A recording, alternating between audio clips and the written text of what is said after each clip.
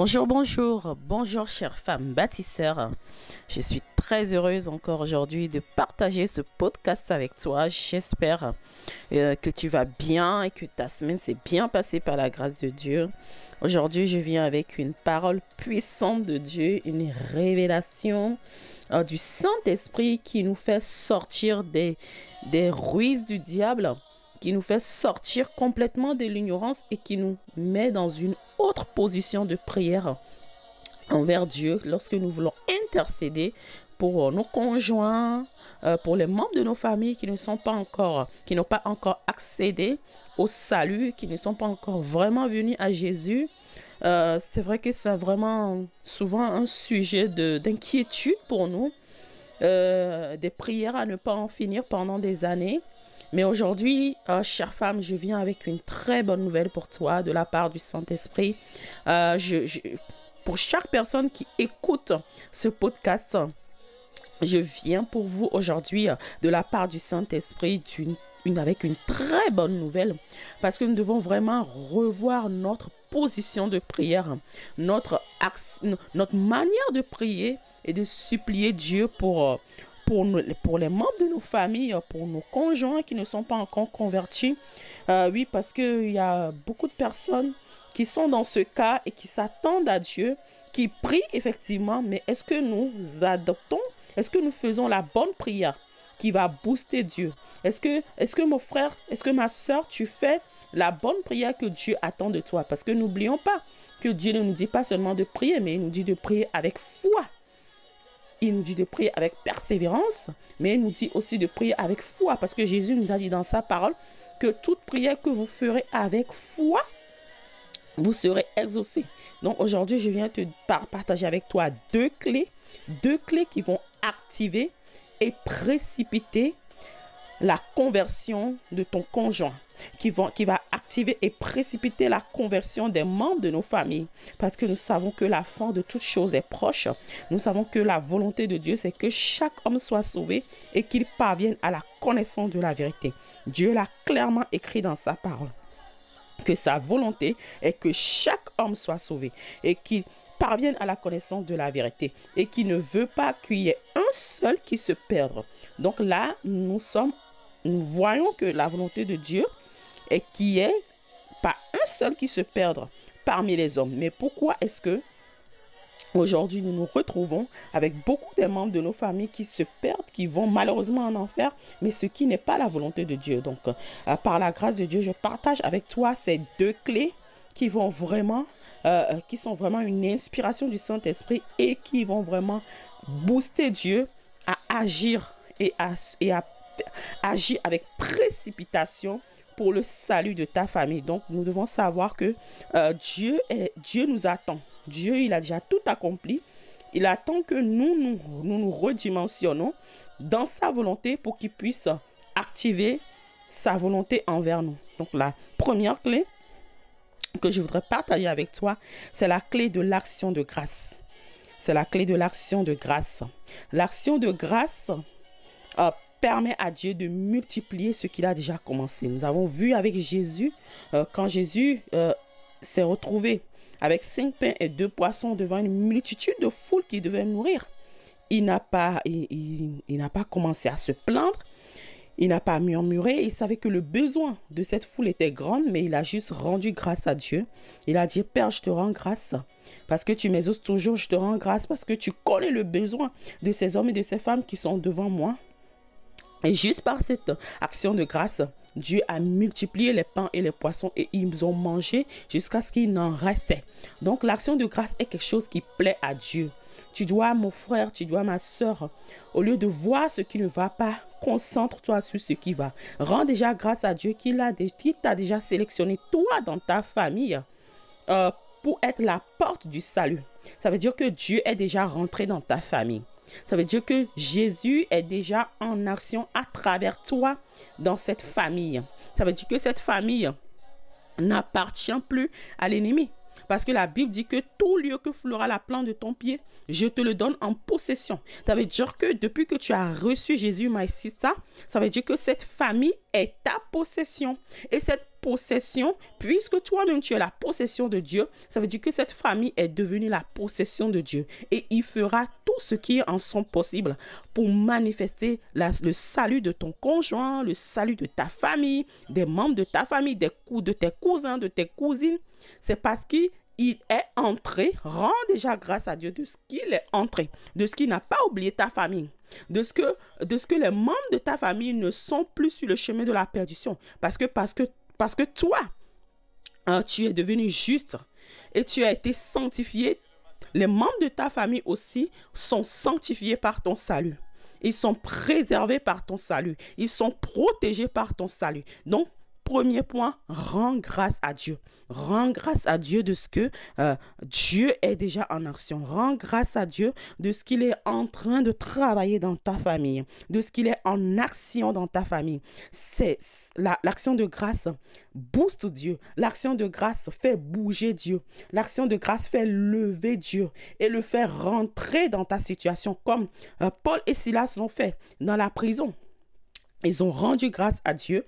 Et Dieu s'est levé et est rentré et est venu, en tout cas, changer la situation, est venu briser les chaînes et a apporté le salut non seulement à Paul et à Silas, mais aussi à tous les prisonniers qui étaient là et même la famille du geôlier. De ce qui m'amène au deuxième point que je voudrais partager avec toi. Cette deuxième clé aussi est très importante. Qu'est-ce que la Bible nous dit? Nous pouvons dire que la Bible nous dit dans le livre de Marc, Marc 16, verset 31.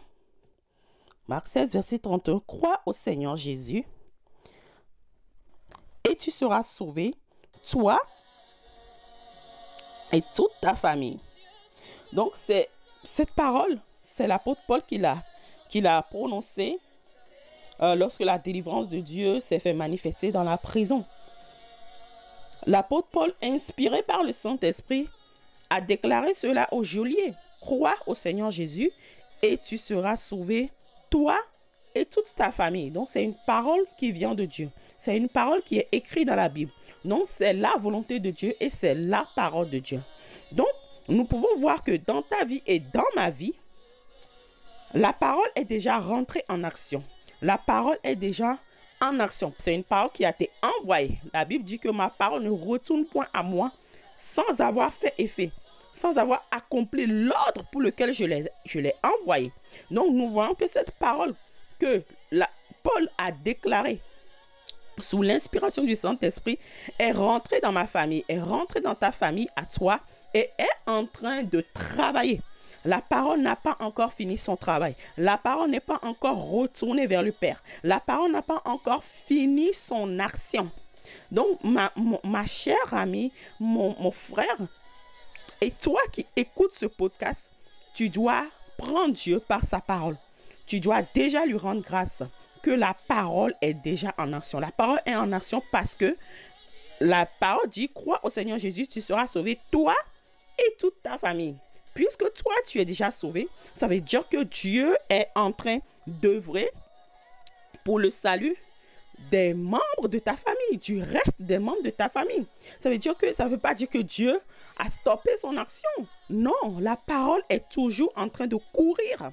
La parole est toujours en marche dans ta famille. La parole est toujours en marche pour atteindre ton mari, pour atteindre tes enfants, pour atteindre tes cousins, tes cousines, tes oncles, tes tantes et même qui sont des sorciers, qui sont dans des groupes ésotériques. La parole est en action. Puisqu'ils font partir de ta famille, la parole a dit, crois au Seigneur Jésus, tu seras sauvé, toi et toute ta famille. Nous pouvons voir dans dans le livre des Actes des Apôtres que dès que, après le départ de Jésus, sur l'évangélisation des disciples, dès qu'il y a une personne qui recevait le Seigneur Jésus, il amenait immédiatement sa famille. Et il faisait baptiser toute sa famille. Nous avons vu avec la famille de Corneille. C'est ce que Dieu veut faire avec nous. C'est ce que Dieu veut faire avec ta famille. C'est ce que Dieu veut faire avec ma famille. Donc, au lieu de nous désespérer, au lieu de laisser l'ennemi nous tromper, que cette parole tarde, que cette parole n'arrive pas, ne prend pas effet, que mon conjoint est toujours dans l'alcool, mon conjoint est toujours dans des choses compliquées, dans des boîtes de nuit, il ne vient pas à l'église, il ne calcule pas Dieu.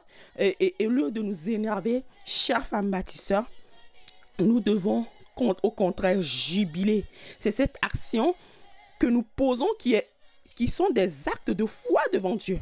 Ce sont des actes de foi que tu poses, mon frère, que tu poses, ma sister, qui vont booster Dieu. Parce que c'est quand Dieu voit la foi chez nous que Dieu se met en action.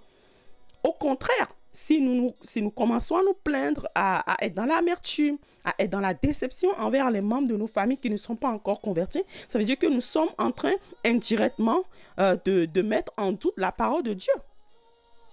Parce que la parole de Dieu, Dieu dit qu'il veille sur sa parole pour l'exécuter.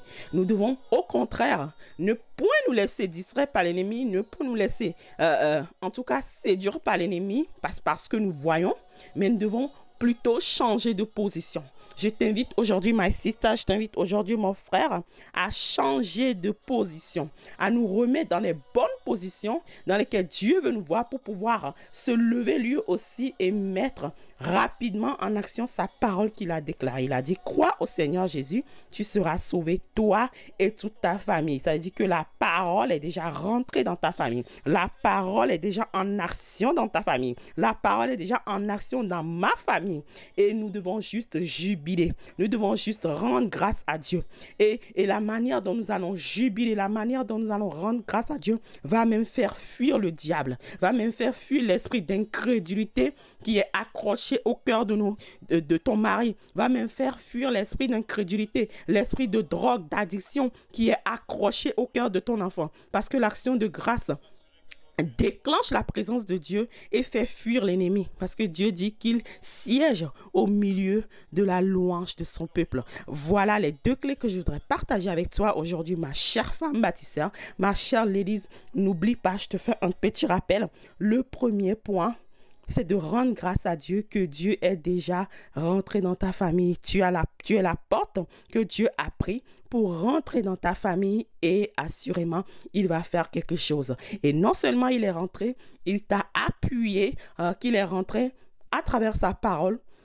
Crois au Seigneur Jésus, tu seras sauvé, toi et toute ta famille. Et changeons de position, rendons seulement grâce à Dieu, disons-lui merci, que cette parole est déjà en train de marcher vers son accomplissement. La Bible nous dit, si la prophétie tarde, attends-le, car elle s'accomplira certainement. Voilà, j'espère que tu as été béni par ce podcast. N'hésite pas à le liker, à partager aussi aux personnes qui sont dans les mêmes situations que toi, ou même, voilà. Je suis sûre que ce podcast fera du bien à beaucoup de personnes. Voilà, que Dieu bénisse votre famille, que Dieu bénisse vos conjoints, votre femme, vos enfants, et que la grâce de Dieu soit avec vous. On se retrouve pour la prochaine fois. Bye bye.